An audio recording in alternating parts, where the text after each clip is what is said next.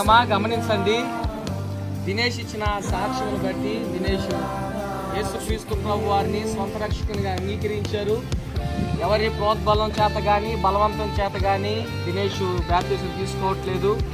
తన యొక్క స్వతహాగా యేసుక్రీస్తు ప్రభుని సొంత రక్షకునిగా అంగీకరించి మరి ఎప్పటి వరకు యేసుక్రీస్తు ప్రభుని నమ్ముకుంటావు అనుసరిస్తా ఉంటే నా జీవితాంతం అనుసరిస్తానని దినేష్ సాక్ష్యం ఇచ్చి ఉండగా మరి దినేష్ సాక్ష్యం ఇచ్చిన ప్రకారముగా తండ్రి కుమార పరిశుద్ధాత్మ నామములో దినేష్కి బాప్తిజం ఇస్తున్నాను.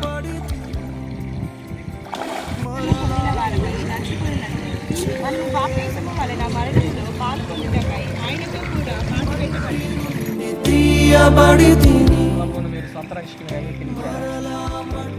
ఎవరి ప్రోద్బలమైన సహోదరి దివ్య ఇచ్చిన సాక్ష్యం, యేసుక్రీస్తు ప్రభు వారిని నేను సొంత రక్షకునిగా అంగీకరించాను.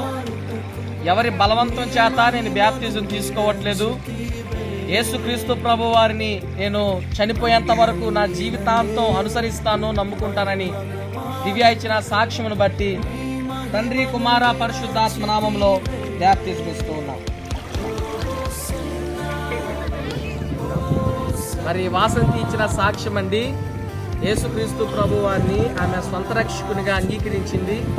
మరి జీవితాంతం యేసుక్రీస్తు ప్రభు వారిని వారు వెంబడిస్తారని అనుసరిస్తారని సాక్ష్యం ఇచ్చింది. కాబట్టి మరి వాసంతికి తండ్రి కుమార పరిశుద్ధాత్మ నామంలో బాప్తిజం ఇస్తున్నారు.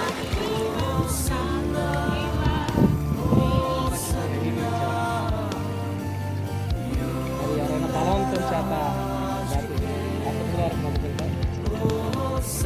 మంచిది. జయంతి ఇచ్చిన సాక్ష్యము బలవంతంతో కాదు, యేసుక్రీస్తు ప్రభు వారిని స్వంత రక్షకునిగా అంగీకరించేదానికి ఆమె తన యొక్క హృదయపూర్వకంగా బాప్తిజం తీసుకుంటూ ఉంది. మరి ప్రత్యేకించి జీవితాంతం యేసుక్రీస్తు ప్రభు వారిని స్వంత రక్షకునిగా అంగీకరిస్తుంది అని సాక్ష్యం ఇచ్చింది. మరి జయంతి ఇచ్చిన సాక్ష్యమును బట్టి తండ్రి కుమార పరిశుద్ధాత్మ నామములో ఆమెకు బాప్తిజం ఇస్తూ ఉన్నారు.